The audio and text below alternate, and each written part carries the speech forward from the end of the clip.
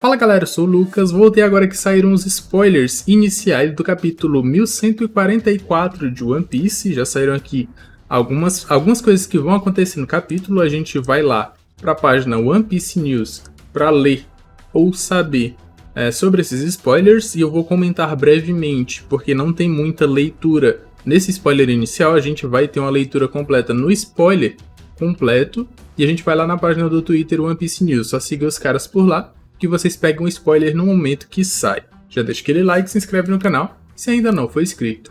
Bora lá, capítulo 1144, título sem informações. Capa, história de capa. Yamato derrota o bando de Ruzu. Se eu não estiver enganado, no capítulo passado ela derrota o Ruzu, não derrota? Sim, foi realmente isso. No capítulo 1142 ela já derrotou o Ruzu, e nesse capítulo aqui ela fez a limpa no resto do bando do Ruzu. Coitado do cara. Não teve nem chance contra a Yamato. Pra ver a diferença em nível de poder da Yamato até pro Jinbe, por exemplo. Que o Jinbe teve uma batalha dura contra o Ruzu. No final ele se mostrou superior e venceu sem grandes dificuldades. Mas a Yamato chegou e solou, como se ele não fosse nada. E aí me faz questionar qual o destino que o Ruzu vai ter em um ano. Será que ele vai ser obrigado a trabalhar para o novo Shogun para poder se manter em um ano? Os inimigos geral do Chapéu de Palhas e de seus amigos se tornam amigos deles ou trabalham com eles depois porque perderam seus objetivos. No caso do Ruzu, era se tornar um astro principal, um astro supremo, se eu não estiver enganado que era assim, e seguir o Kaido e tornar o sonho do Kaido real. Agora, continuando, os gigantes lutam contra os poderosos monstros dos sonhos. Então, nesse capítulo a gente vai ter a continuação da batalha contra aqueles monstros. E será que eles realmente são tão fortes quanto a imaginação daquelas crianças pensou? Porque se forem, eles vão ser quase impossíveis de serem vencidos facilmente. E o que mostra mais ainda que aquele poder, que é a Kirikiri não, Ryuryu no Mi, modelo Kirin, tem, que é um poder absurdo e muito apelão.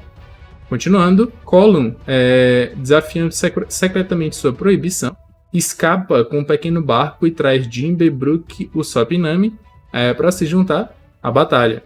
Então eles não foram para onde o Loki está, mas para a batalha que está acontecendo, e eles vão ajudar contra esses monstros gigantescos. Eu falo que eles não vão para onde o Loki porque tem aquela mentira lá do Usopp sobre levantar um martelo de 5 e depois de 10 toneladas.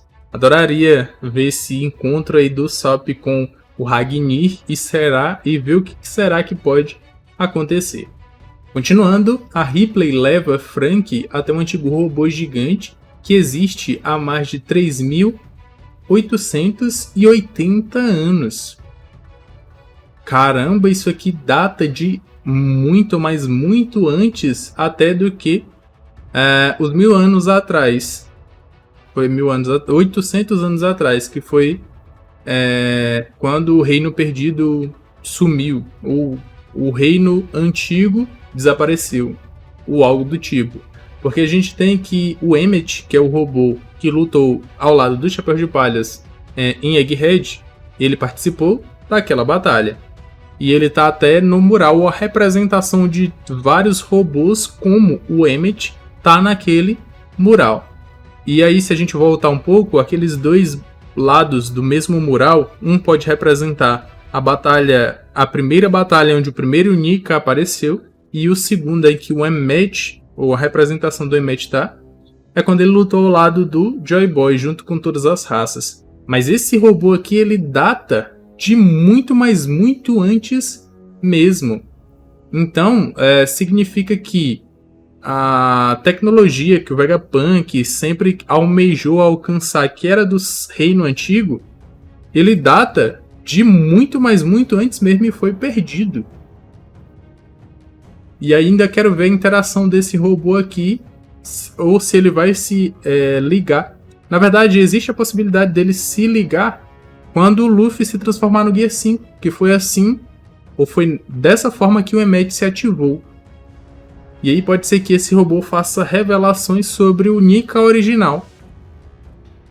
Caramba, eu gostei muito da aparição desse robô gigantesco aqui. Ainda mais da data dele. E a gente tem registros em One Piece de datas de 5.000 anos atrás, lá em Alabasta, se eu não estiver enganado. Se eu também não estiver enganado, foi o castelo de Alabasta que foi construído há 5.000 anos atrás ou algo do tipo. Continuando, Gunko, inesperadamente, é uma grande fã da música de Brook.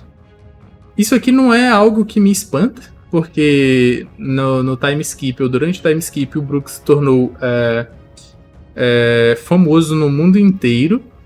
Então pode ter diversos personagens que os Chapéus de Palhas até já enfrentaram depois que se reencontraram, que eram fãs do Brook, mas não ouviram ele tocar ou cantar. E a Gunko tá ouvindo aqui porque provavelmente o Brook tá utilizando a sua música na batalha contra aqueles monstros que foram imaginados pelas crianças. E aí tem vários mistérios que permeiam a Gunko. Eu vi muita gente falando sobre a relação dela com a Guine, que provavelmente acabou morrendo. A gente não sabe o destino dos personagens de One Piece até que o Oda defina. O cara realmente morreu, porque senão ele ainda pode aparecer. E no caso, a Guine, a gente imagina que morreu, mas quem sabe? E aí muita gente imagina que a Gunko possa fazer parte do exército revolucionário, estar infiltrada ou qualquer outra coisa do tipo. Continuando, Dory e Brog se reúnem no grande navio Eirik. Eles lançam seu ataque Hakoku e derrotam muitos monstros em um só golpe. Esse ataque desses dois gigantes é um absurdo. Acho que em potência eles podem perder pro do Kaido e Big Mom quando eles lançaram lá em Egghead. Mas é só ver o resultado de todas as vezes que eles utilizaram esse ataque. A primeira vez foi para salvar os Chapéus de Palhas e abriram um buraco naquele peixe dourado gigante. E agora eles derrotaram inúmeros monstros com só um golpe. Isso aqui foi absurdo. E para fechar o capítulo temos o Scopergaban chega junto com eles para se juntar à batalha. Então aquela promessa foi meio que uma promessa do Scopergaban de que os Chapéus de Palhas iriam encontrar ele após Elbaf estar segura ou por salva. E não vai acontecer. Muita gente imaginou que ele se manteria fora do restante do arco até o final, porque ele iria confiar na força dos Chapéus de Palhas para protegerem Elbaf. Só que como ele também mora em Elbaf, sua esposa, seu filho e diversas pessoas que ele gosta, então seria difícil pensar no Scopergaban não participando dessa batalha. E aqui a gente pode ver ainda mais a extensão dos poderes dele que a gente não viu na sua batalha contra o Luffy. Porque depois de lançar um ataque e o Luffy levar a batalha a sério, ele desistiu. Então aqui a gente pode ver mais ataques e o quão absurdo ele realmente é. Relembrando mais uma vez que quando o cara atinge o ápice da força no mundo de One Piece, ele não perde esse ápice completamente. Ele perde a sua vitalidade ou resistência ou gás. Ele perde o gás para ter uma batalha longa. E aí sempre gosto de falar do exemplo do Rayleigh contra o Kizaru. O Rayleigh conseguiu bater de frente contra um almirante no auge, mesmo estando velho. Só que a única coisa que ele disse que não conseguiria era manter a batalha por um tempo longo. E aqui o Scopergaban pode mostrar muitos dos seus poderes, e a gente vê o quão absurdo era o braço esquerdo do Rei dos Piratas. Fim do capítulo, sem pausa na próxima semana, graças a Deus. Teremos One Piece próxima semana também, aí eu acho que já vão para 3 semanas seguidas com One Piece, e isso é muito bom. Até porque o Oda só dá pausa depois de um capítulo que ele deixou um gancho para as pessoas passarem 2 semanas teorizando até o próximo capítulo. Mas eu quero saber suas opiniões em relação a esse vídeo. Comenta aqui embaixo que eu vou estar vendo e vou estar dando um coraçãozinho para vocês. Aqui na tela final vão estar aparecendo 2 vídeos que eu acredito que vocês vão gostar. E eu me despeço por aqui, um abraço e valeu!